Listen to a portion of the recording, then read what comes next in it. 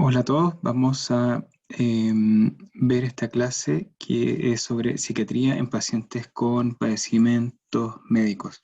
Yo soy el doctor Arturo Sumaeta, soy psiquiatra de adultos y parte de la unidad de psiquiatría de enlace de la Clínica Psiquiátrica Universitaria. A modo de introducción, vamos a hablar brevemente sobre la psiquiatría de enlace, que es una subespecialidad de la psiquiatría que se ocupa de la atención de problemas psiquiátricos de los pacientes con alguna comorbilidad médico o médico-quirúrgica. Y el objetivo es básicamente ayudar a los pacientes con los problemas médicos, pero también a los profesionales de otras áreas que no son psiquiátricas, a integrar también la patología psiquiátrica y los problemas generales de la adaptación a la enfermedad. En ese sentido, uno pudiera agrupar los pacientes que uno ve en psiquiatría de enlace en tres grupos: pacientes con patología médica y psiquiátricas comórbidas, que pueden eventualmente generar complicaciones entre ellas; pacientes con trastornos somatomorfos, trastornos funcionales; pacientes con trastornos psiquiátricos o neuropsiquiátricos, que son complicaciones directas de enfermedades médicas o de su tratamiento. En el fondo es presencia de ambos trastornos o cuadros psiquiátricos que se muestran como médicos, o al revés, cuadros médicos que parecen psiquiátricos. Por cómo está armado el curso, hay algunos de estos grupos que son abordados en otras clases. Entonces, van a haber trastornos conversivos disociativos y trastornos somatomorfos en otras clases, así que eso no los vamos a abordar. Y gran parte de los trastornos psiquiátricos que son debidos a enfermedad médica, el gran globo es el delirium, que tiene su clase aparte, entonces también lo vamos a dejar fuera. Probablemente también van a haber muchas de estas interacciones en otras clases. Por ejemplo, el trastorno obsesivo compulsivo, hay un cuadro que se llama PANDAS, que son síntomas que pueden ser o tics o TOC secundario a infecciones por estreptococo. En trastornos relacionados por alcohol, hay consecuencias médicas generadas por el alcohol, principalmente el hígado, pero también puede generar alteraciones cerebrales. Trastornos relacionados al consumo de marihuana, que puede generar también alteraciones médicas y también puede generar algunos síntomas psiquiátricos.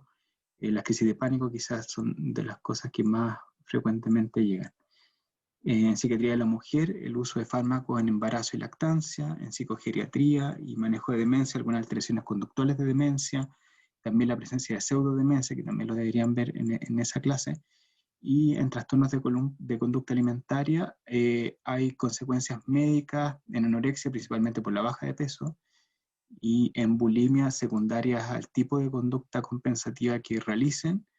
Tienen distintas complicaciones, así que eso también lo vamos a dejar fuera porque van a ser abordados en sus clases correspondientes. Entonces, ¿qué es lo que vamos a ver? Vamos a ver algunas comorbilidades médicas en pacientes con patología psiquiátrica y también un poco también a la inversa. El uso de fármacos en pacientes con patología médica; síntomas mentales que son explicables por patologías médicas y que no van a ser vistos en otras clases; síntomas mentales explicables por fármacos no psiquiátricos; y síntomas mentales por la experiencia de enfermar. Entonces, iniciando, hay dos documentos que desarrolló la OMS en el 2016-2017. Uno abordando las comorbilidades de los trastornos mentales y de las comorbilidades físicas de los trastornos mentales, y el otro evaluando la mortalidad en pacientes con trastornos mentales severos. Así que vamos a hablar primero de diabetes, principalmente diabetes tipo 2, diabetes mellitus tipo 2 y depresión y ansiedad. Las personas con diabetes tienen más prevalencia de depresión. Entonces, si uno toma un grupo de pacientes diabéticos, uno va a encontrar 2 a 3 veces más sintomatología depresiva o episodios depresivos, y principalmente en el grupo de mujeres.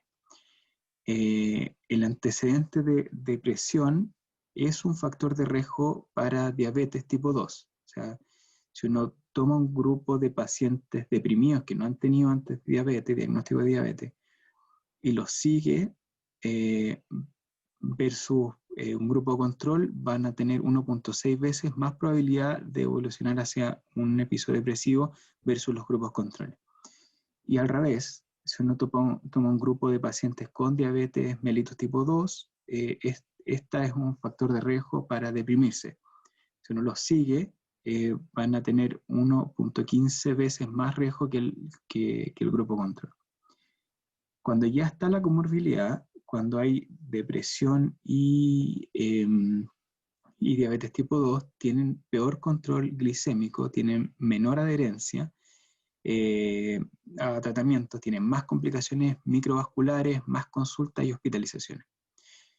Se han desarrollado algunos estudios, aún no hay tantos estudios, pero el uso de antidepresivos parece mejorar la depresión en este grupo, pero no ha mejorado la hemoglobina glicosilada. Y hay cierta evidencia de que la terapia cognitivo-conductual podría mejorar el ánimo y también el control glicémico. Ahora, en grupos más severos, ¿qué pasa con esquizofrenia y trastorno afectivo bipolar? En estos pacientes y también en otras psicosis, la diabetes tipo 2 es la comorbilidad más común, es la comorbilidad médica más común y mayor que la población general, es 2 a 3 veces más frecuente que la población general. Y esta comorbilidad aumenta la mortalidad al compararlo con pacientes que solamente tienen diabetes y no tienen ni esquizofrenia ni trastorno afectivo bipolar. Ahora, ¿por qué es más frecuente en este grupo? Hay varios factores que se han puesto sobre la mesa. Uno puede ser el uso de antipsicóticos atípicos que se han relacionado con aumento de peso y eventualmente resistencia a la insulina y diabetes. Hay mayor riesgo, además de diabetes, en esquizofrenia en específico. Y ahí, principalmente porque se describía antes de que apareciera el uso de antipsicóticos, que estos pacientes tenían más diabetes.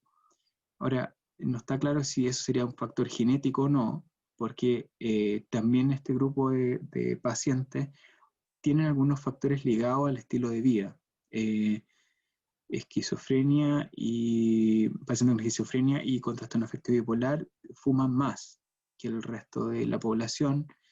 En esquizofrenia en específico hay más desempleo, sedentarismo, malnutrición por exceso. ¿Qué pasa con las enfermedades cardiovasculares? La depresión y la ansiedad aumentan la probabilidad de tener enfermedades cardiovasculares. En depresión eso está aumentado en 1.6 a 1.9 y en trastornos de ansiedad en 1.3 veces más que la población general. Y empeora también su pronóstico. O sea, es peor el pronóstico en 2.4 veces en depresión y en ansiedad en 1.7.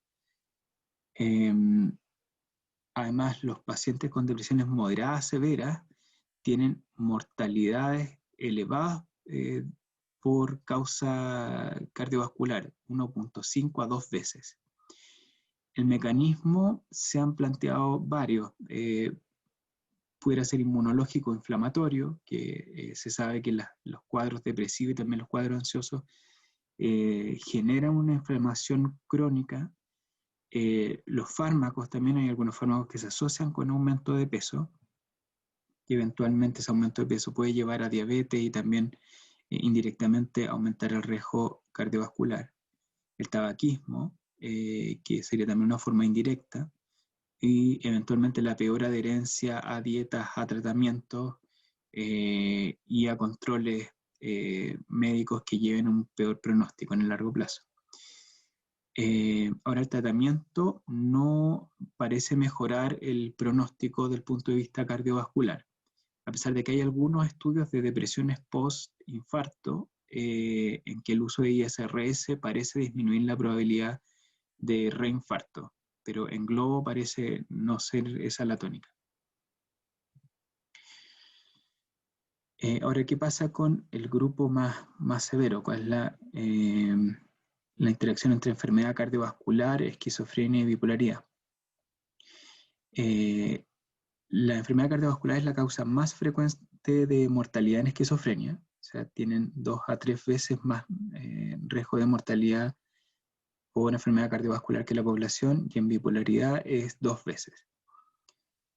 Y esto es ligado a que tienen mayor riesgo de obesidad, de tabaquismo, de diabetes mellitus, de dislipidemia, que son finalmente todos factores de riesgo para una enfermedad cardiovascular. Además, es un grupo que consulta menos. Cuando consultan, además le hacen menos exámenes. Se ha descrito que les piden en general menos perfiles lipídicos, y cuando aparece alterados los perfiles lipídicos, les prescriben menos estatinas. Entonces ahí también hay un sesgo de no buscar patologías médicas en este grupo de pacientes. También está el tema del uso de antipsicóticos de segunda generación o los atípicos, que aumenta el riesgo de síndrome metabólico, que la mayoría lo hace. Hay algunos además que generan ciertos tipos de arritmia por torsión de puntas, y también hay un aumento del riesgo de tromboembolismo. Estos son gráficos de estudios en Australia en pacientes con esquizofrenia, y que la primera causa de mortalidad, el 31% de la mortalidad, está dada por patologías cardiovasculares. A este lado tenemos otro estudio que es de Estados Unidos, que incluye a pacientes con esquizofrenia, bipolaridad y también depresiones moderadas a severas. Y también la primera causa de mortalidad son enfermedades cardiovasculares, con un 33%, casi un 34%. ¿Qué pasa con las enfermedades respiratorias crónicas? 1 de cada 3 cigarrillos es fumado por pacientes con patologías de salud mental. El tabaquismo en el último tiempo ha disminuido en un 25% de la población general. Todos estos estudios están hechos principalmente en países desarrollados. Disminuye un 25% en la población general, pero no ha ocurrido lo mismo en pacientes de salud mental. Y el tratamiento del tabaquismo suele fallar más en pacientes de salud mental que en otros grupos. La depresión y la ansiedad es más frecuente en pacientes con enfermedad respiratoria crónica, esto pensando en EPOC y pacientes con asma. En este grupo, el 10 al 40% presenta trastorno de ansiedad o depresión. La ansiedad, uno la puede pensar en este grupo por la presencia o por el riesgo de que aparezcan estos episodios que no siempre son muy predecibles y que posiblemente son muy letales, y además son muy angustiosos de tener dificultad respiratoria. De hecho, la ansiedad o los trastornos de ansiedad están presentes en el 58% de las pacientes con EPOC exacerbado versus un 18% de los pacientes más estables. En asma, el 13% tiene agorafobia, comparado con un 2.8% de los controles. En asma también un 6.5% presenta trastorno de pánico versus un 2.3% de los controles. Y si es severa, el asma tiene 4 veces más trastorno de ansiedad generalizada versus los controles. La depresión, los episodios depresivos están principalmente ligados a la discapacidad que genera el EPOC, y tienen 2.5 veces más riesgo. En asma también parece ser mayor, pero el porcentaje o el riesgo no está tan bien estudiado.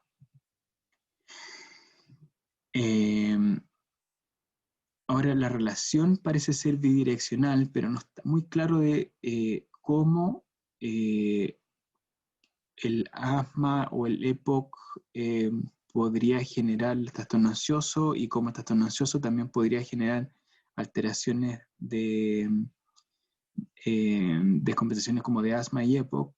Hay cierta teoría como para conceptualizar al menos la aparición de la sintomatología angustiosa, o sea, en una vía, que sería por una parte la teoría de la disnea-miedo, es decir, que esta sensación de disnea, que puede ser muy orgánica, muy física, por el EPOC o por el asma, físicamente se parece mucho a los estados de miedo. Y al entrar en con esa sensación somática de empezar a hiperventilar, la persona lo interpreta como que está teniendo mayor angustia, y eso finalmente genera una bola de nieve y termina como exacerbando sintomatología angustiosa. Al revés, también pudiera haber una anomalía en la detección de la sofocación o de una sensibilidad normal de los niveles de CO2. Y eso también gatillar cuadros de angustia. El tratamiento en asma, cuando se realiza terapia cognitivo-conductual, parece mejorar la calidad de vida y también reduce la sintomatología de ansiedad. Y en EPOC, la terapia cognitivo-conductual mostró disminución en las hospitalizaciones y la duración de ellas, así que parece ser esa la mejor vía para el control sintomático. En cuadros más graves en esquizofrenia y trastorno afectivo bipolar, ellos tienen asociación con patologías respiratorias principalmente por el mayor uso de tabaco. En pacientes en control ambulatorios tienen 10% más que la población general de consumo de tabaco, y cuando están internados tienen un 70 o un 80% más que la población general. Además, es complejo desde el punto de vista farmacológico el uso de tabaco, porque aumenta el metabolismo de algunos antipsicóticos, entonces los elimina más. Y por lo tanto, al dejar de fumar, por ejemplo, se ha recomendado que si un paciente fuma y está utilizando clozapina y deja de fumar, hay que bajar la dosis de clozapina en un 25%. Ahora, en ese sentido, los pacientes con esquizofrenia y bipolaridad tienen mayor porcentaje de EPOC, un 22.6% versus un 5% de los controles. Y el tabaco puede exacerbar, si además tienen el antecedente de asma, puede exacerbar una crisis o puede generar una crisis asmática. Cáncer. El 25% de las personas con cáncer tiene depresión o síntomas de angustia o de ansiedad. Y de ellos solo el 20% es diagnosticado y recibe tratamiento. Entonces, en este grupo de pacientes, si alguien termina dedicándose como patologías oncológicas, hay que buscar la sintomatología, hay que diagnosticarlo y eventualmente tratar o derivar para su tratamiento. En algunos casos hay que ser un poco más sutil en la evaluación de la sintomatología, porque algunos síntomas que se asocian con depresión pueden ser difíciles de evaluar en pacientes que pueden tener baja energía o baja de peso por el mismo cáncer. En cáncer de mama, el 50% de las pacientes presentan depresión al año tras el diagnóstico, y este va bajando con el tiempo, o sea, a un 15% al tercer año. Y en ese sentido, el tipo de cáncer, el tiempo del diagnóstico, el pronóstico del cáncer está muy relacionado con cómo se vive, qué tantos síntomas de angustia genera y qué tanta depresión genera. La ansiedad y la depresión se asocian con peor calidad de vida en pacientes con cáncer. Hay menor adherencia también a tratamiento, tienden a tener hospitalizaciones más prolongadas y mayor riesgo de suicidio. En pacientes con esquizofrenia y trastorno afectivo bipolar parecen tener más riesgo de cáncer, pero no no es por el cuadro de base, no es por la esquizofrenia ni por el trastorno afectivo bipolar, no comparten riesgo genético ni va por esa vía, parece ser por los estilos de vida, principalmente el consumo de tabaco. Porque cuando ajustan por eso, se pierde esta asociación estadística. Además, es un grupo que suele realizarse menos screening para cáncer, se realizan menos PAP o menos mamografía, etc. Y consultan en etapas más avanzadas. En ese sentido, tienen mayor porcentaje de metástasis, menor probabilidad de recibir tratamiento además. Y el cáncer más frecuente en este grupo es el cáncer pulmonar, dado la asociación con consumo de tabaco. Y la mortalidad por cáncer en este grupo es 30% mayor que la población general.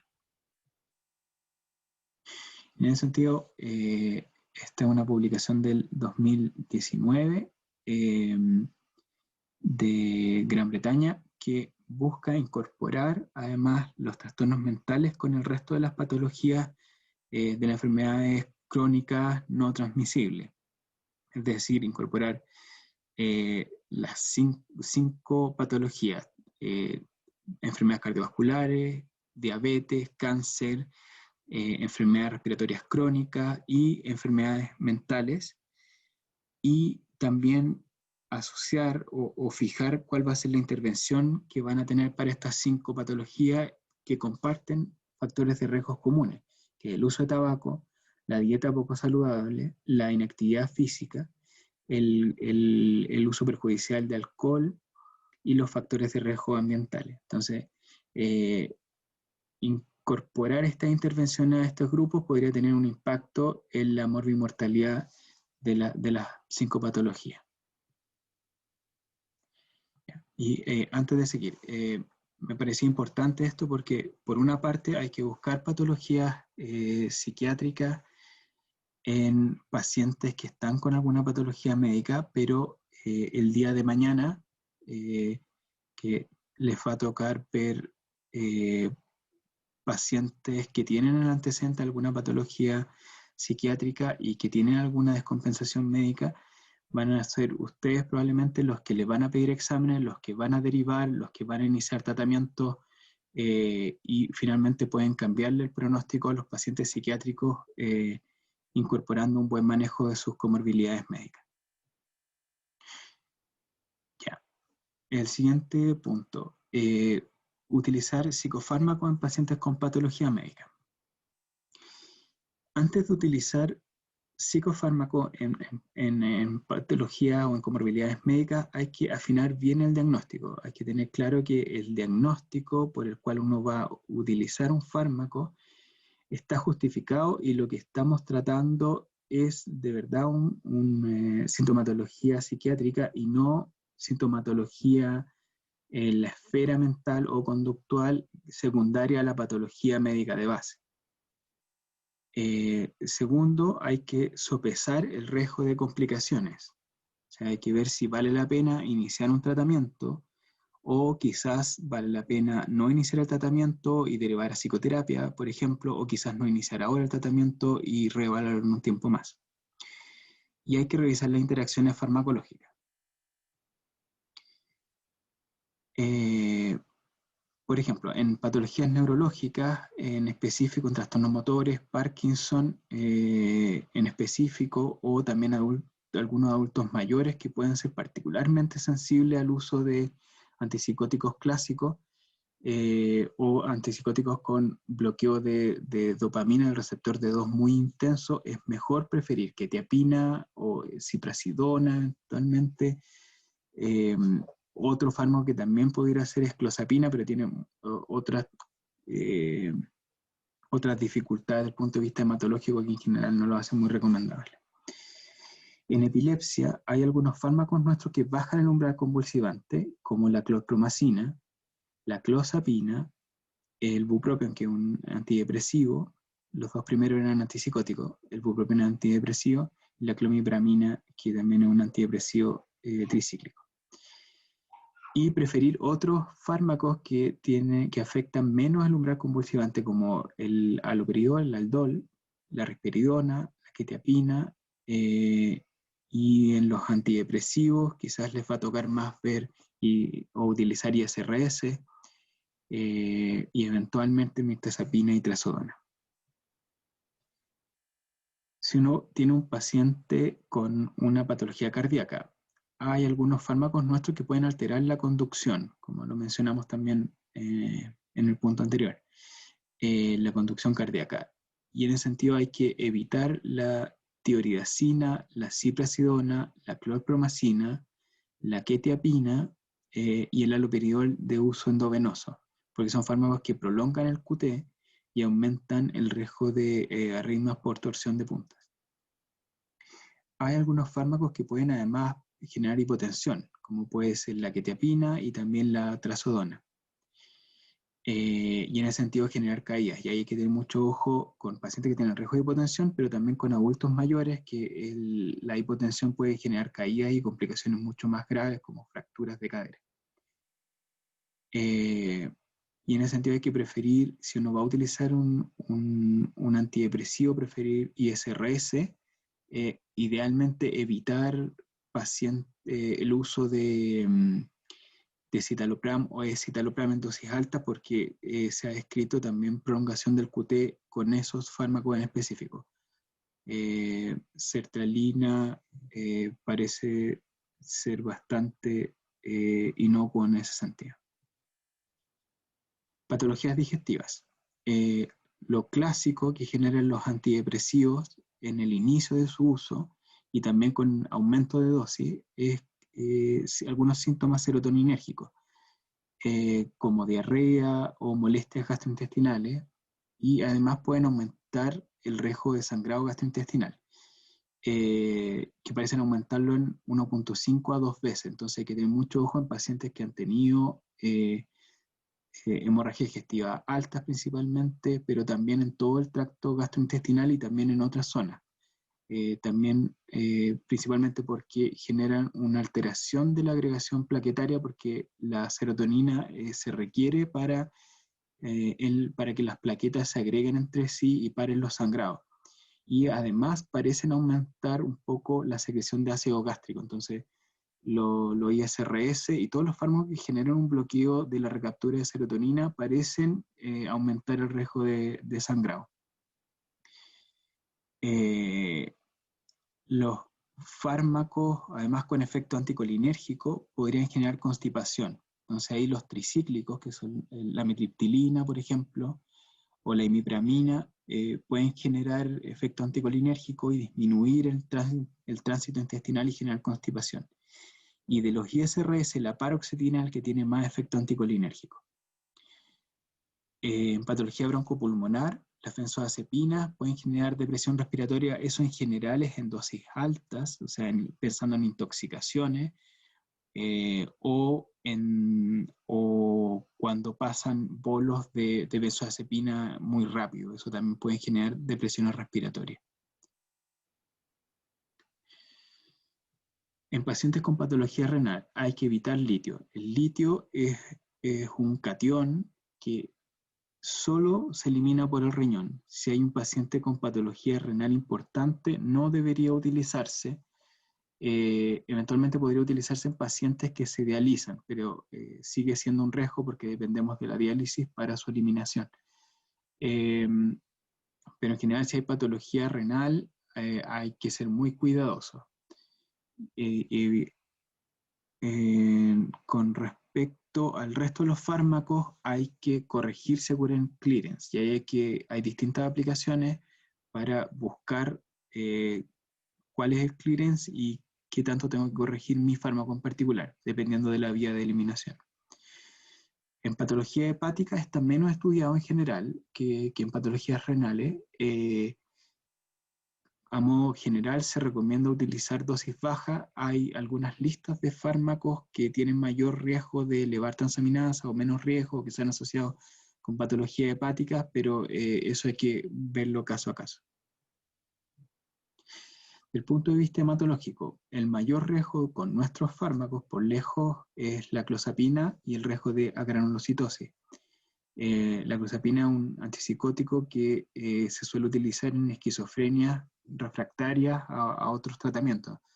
Y por lo mismo, la indicación de clozapina está como bien restringida, tienen que tener seguimiento, para utilizarlo tienen que estar con hemogramas cada cierto tiempo y hay todo un protocolo. Ahora, la granulocitosis también se ha descrito en otros fármacos nuestros, como la imipramina, que es un tricíclico, y la mirtazapina, en menor medida de todas maneras. Y lo que mencionamos de la alteración de la agregación plaquetaria con los ISRS que aumenta el riesgo de sangrado. En ese sentido, si el riesgo de sangrado, hay que tener mucho ojo con pacientes con antecedentes de sangrado gastrointestinales, pero también hay que tener ojo con pacientes que puedan tener plaquetopenia. Síntomas mentales que son explicables por otras patologías médicas. Ya dijimos que no vamos a hablar de delirium, al menos no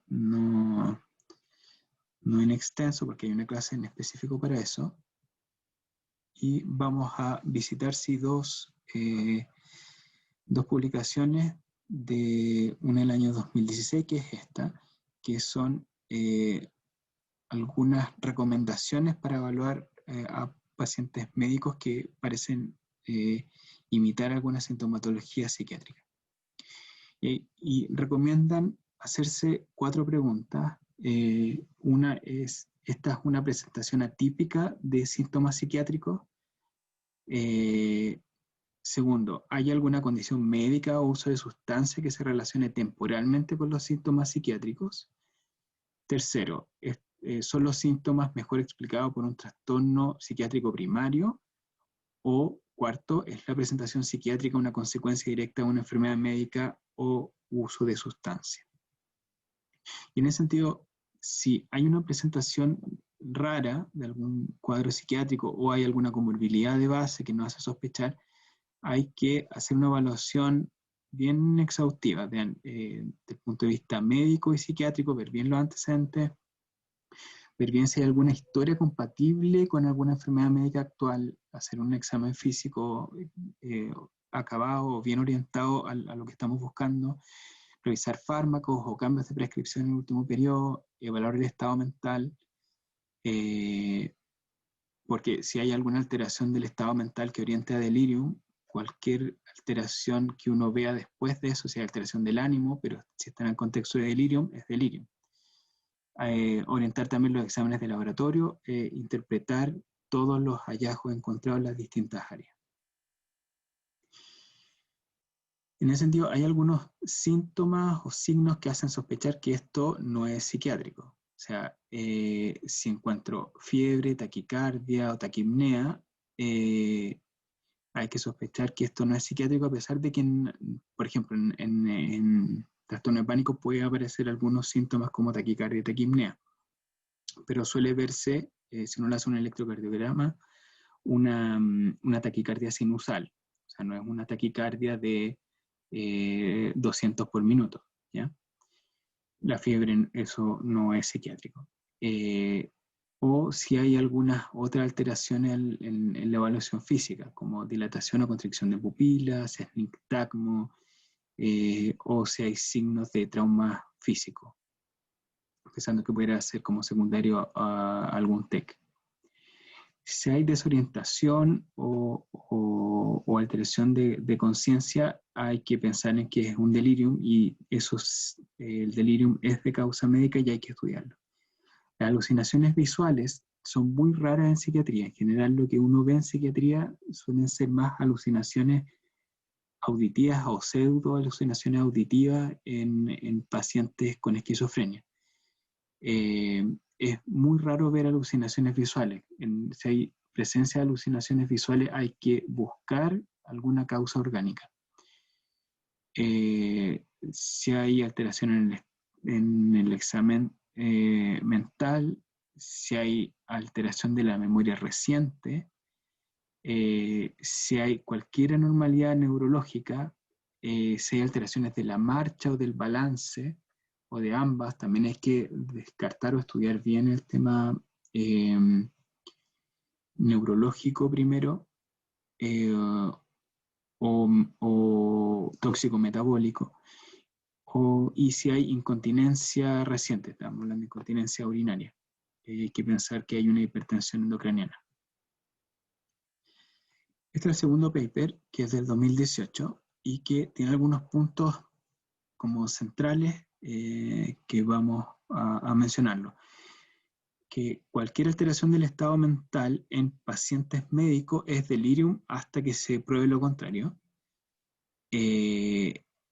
Sí, además, para pensar en alguna patología psiquiátrica, en general, las patologías psiquiátricas tienden a ser más insidiosas, no suelen aparecer en horas o días, ¿ya? Entonces, eso también es algo que nos haría sospechar de esta una presentación rara, quizás deberíamos estudiarlo un poco más. Hay que hacer toda la evaluación que ya mencionamos, incluyendo una evaluación cognitiva, y también exámenes de sangre. En toda presentación inicial de paciente psiquiátrico uno debería hacer exámenes de sangre, y bueno, hay una clase en específico sobre exámenes, así que no vamos a ahondar tanto al respecto. Y hay que evaluar el punto de vista cognitivo, hacer una evaluación cognitiva para evaluar bien si hay presencia de delirium o encefalopatía, y ir orientando los test en relación a eso. Y lo otro que en el último periodo ha sido cada vez como más relevante, principalmente en pacientes hospitalizados que se presentan con alguna psicosis, es buscar alguna encefalitis límbica, especialmente anti-NMDA, ¿ya? Que probablemente antes pasaban todos por pacientes psiquiátricos. Estamos encontrando que finalmente esto son por autoanticuerpos. Ya, entonces, en todo paciente psiquiátrico que tenga síntomas por primera vez hay que pedir exámenes generales, al menos hemograma, perfil bioquímico, perfil lipídico, perfil hepático, orina completa, hormonas tiroideas a todos, más vitamina B12, folato, y hay vitamina D que no aparece en esta tabla, pero hay cierta asociación de vitamina D con sintomatología depresiva. No está claro si es causal o no, así que por ahora con lo frecuente que se pide, pero todavía no sabemos bien qué tan relevante desde el punto de vista de salud mental, a pesar de que sabemos que es relevante desde el punto de vista de la salud ósea. Eventualmente desde drogas si es necesario, si hay síntomas respiratorios, pedir radiografía de tórax, eventualmente un electrocardiograma que yo se lo pediría a todo paciente que consulte por crisis de pánico.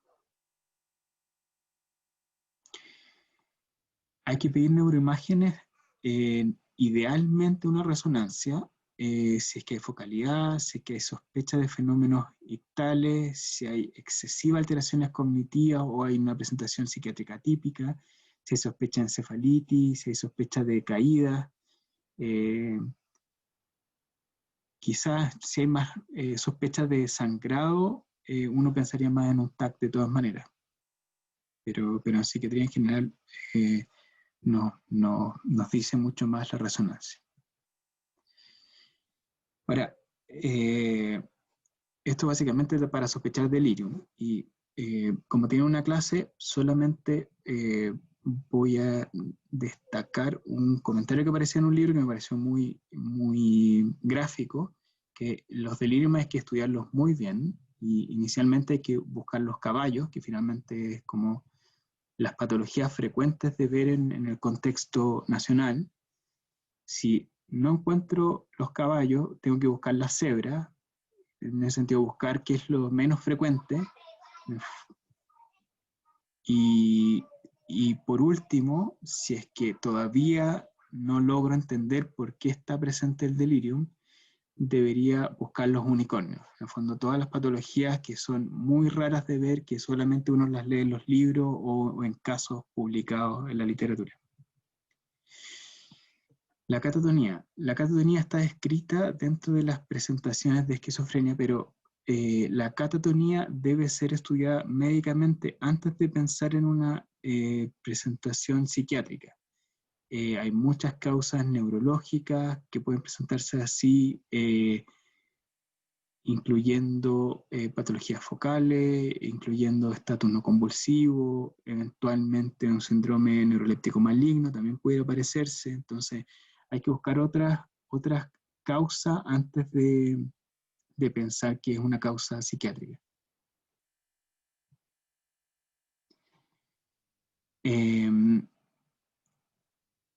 Otras cosas que hay que darle vuelta. Si hay alguna presentación psiquiátrica y hay alteración de la marcha y incontinencia urinaria, hay que pensar en hidrocefalia. Si hay psicosis o cambios conductuales marcados después de los 40 años, es poco probable que una esquizofrenia parta a esa edad. Eh, si hay psicosis, probablemente sea otra cosa, sea de causa orgánica. Si hay alteraciones conductuales muy, muy marcadas, hay que pensar también en que puede ser una demencia frontotemporal. Si hay alucinaciones visuales y parkinsonismo, también uno puede pensar en demencias por cuerpo de Lewy. Y también hay otras patologías como encefalopatía de Hashimoto que también pueden presentar sintomatología psiquiátrica. Si hay movimiento creiforme, hay que pensar en enfermedades de Huntington. Hay otras enfermedades que pensar. Y la epilepsia puede generar muchos síntomas, hay que tener ojo con cuadros raros de epilepsia, en especial si uno ve un síntoma raro que no le calza, pero que es un síntoma episódico, que es muy estereotipado y que inicia bruscamente y termina bruscamente, hay que tener ojo de esto no será en realidad una presentación rara de una epilepsia. O si hay confusión o un estado como de obnubilación, y no hay una causa muy clara, mejor pedirle un electroencefalograma por si acaso no vaya a ser un estatus epiléptico no convulsivo. Y raro, pero si hay síntomas psiquiátricos y además hay dolor abdominal, síntomas urinarios, habría que pensar no vaya a ser una porfiria. Ya. Otro punto, síntomas mentales explicables por fármacos no psiquiátricos. Y aquí muchos fármacos, probablemente con el que uno se topa mucho es con los corticoides, que los corticoides pueden causar prácticamente todo en psiquiatría. Pueden causar depresión, pueden causar manía, pueden causar psicosis o delirium mientras estén utilizándose. La suspensión brusca también puede generar síntomas, puede generar psicosis, puede generar delirio. La ciclosporina, que un inmunosupresor puede causar delirium. Los interferones pueden causar delirium, irritabilidad, inestabilidad emocional, astenia, fatiga, manía, depresión, la isonacida, depresión, intento suicida incluso. El efavirenz, pesadillas y sueños vívidos, agitación, síntomas psicóticos, ideación suicida. Los opioides pueden generar manía, depresión, delirium. En pacientes con Parkinson que están en tratamientos con precursores de levodopa o bromocriptina, pueden generar alucinosis, que es básicamente tener alucinaciones, pero darse cuenta que esto no es real, que es parte de mi propia mente. En el fondo, tengo elementos alucinatorios, pero no he perdido el juicio de realidad.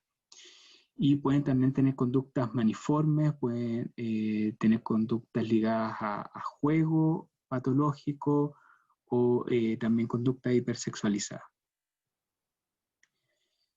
Esto es una tabla que muestra más o menos lo mismo. Hay algunas otras cosas que se agregan, como la suspensión brusca de benzodiazepinas, que puede generar ansiedad y agitación.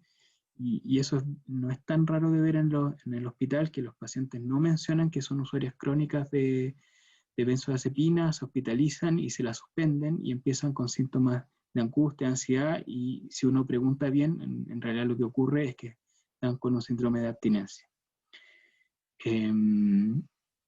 De los otros fármacos, la marihuana, que ya algo mencionó al comienzo, puede generar síntomas disociativos y los pacientes pueden consultar por eso, o generar apatía o síndrome motivacional cuando es con uso más crónico. Y los usuarios de cocaína pueden tener conductas paranoides o psicosis o depresión al suspenderlo, pueden presentarse de esa manera también. Y por último, síntomas mentales por la experiencia de enfermar. Y esto, en general, uno lo pudiera llamar un trastorno adaptativo a enfermedades médicas. Y básicamente es tomar la enfermedad como un estresor. Y en especial, la enfermedad es un estresor si no hay buen pronóstico, si es crónica, se obliga a una hospitalización o requiere de intervenciones quirúrgicas. Entonces, la enfermedad en sí nos genera, nos genera síntomas que a veces logramos procesar de buena manera y ahí probablemente no vamos a generar ningún cuadro como tan intenso, pero si en algún momento nos empieza a superar, uno pudiera categorizarlo como un trastorno adaptativo a alguna enfermedad médica. Y el impacto de esta enfermedad, además de las características de la enfermedad que ya mencionamos, también depende de factores individuales, como si tengo algún antecedente previo, algunos rasgos de personalidad que pueden también facilitar o empeorar mi estrategia de afrontamiento, y también el contexto sociofamiliar, para ver si puede ser también, puede apoyar o puede desfavorecer el adaptarme a la presencia de una enfermedad. En ese sentido, frente a un nuevo diagnóstico, se debe monitorizar el impacto emocional y la estrategia de afrontamiento desplegadas por la persona. Y cuando hablamos de afrontamiento, es básicamente los esfuerzos cognitivos y conductuales desplegados para enfrentar, que uno hace para hacerle frente al estrés. Y todas estas estrategias buscan controlar las demandas externas, internas y el estado emocional. Y en ese sentido, la decisión de tratar o no tratar va a depender un poco de la respuesta emocional. La presencia de síntomas, qué tan intensos son estos síntomas, qué tan molestos son estos síntomas, y la efectividad de las estrategias de afrontamiento que realiza el paciente. Las intervenciones en ese sentido pueden ir de solo seguimiento, o sea, hay pacientes que reciben un diagnóstico, inicialmente pueden estar un poco choqueados, pero luego lo logran comprender, logran desplegar estrategias de afrontamiento, o la familia se moviliza de buena manera, y lo que necesitan es más bien un seguimiento para ver si la evolución es favorable o no. En otras ocasiones puede ser más útil facilitar la comunicación con el equipo. Eso nos pasa principalmente con pacientes hospitalizados que les dan un diagnóstico y en realidad uno habla con el paciente y el paciente tiene una idea distinta, quizás más catastrofal de lo que realmente es la enfermedad, y ahí hay que facilitar un poco la comunicación con el equipo tratante, que finalmente son ellos quienes saben más sobre la patología y cuáles son los caminos a seguir. En otras ocasiones hay pacientes que lo que necesitan es apoyo religioso y que para ellos la religión es importante y necesitan vincularse con algún padre, con alguna monja o con algún pastor, si es que son evangélicos. Otros necesitan más bien iniciar psicoterapia de apoyo y otros van a necesitar utilizar fármacos para el manejo de algunos síntomas específicos, como por ejemplo si no pueden dormir o están demasiado angustiados, o en algunos pacientes que tienen mucho riesgo de deprimirse y que finalmente este trastorno adaptativo se complique en el largo plazo, también puede ser buena idea utilizar algún fármaco.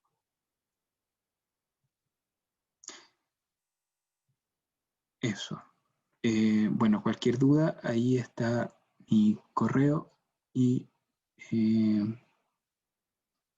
les contestaré apenas lo reciba. Muchas gracias.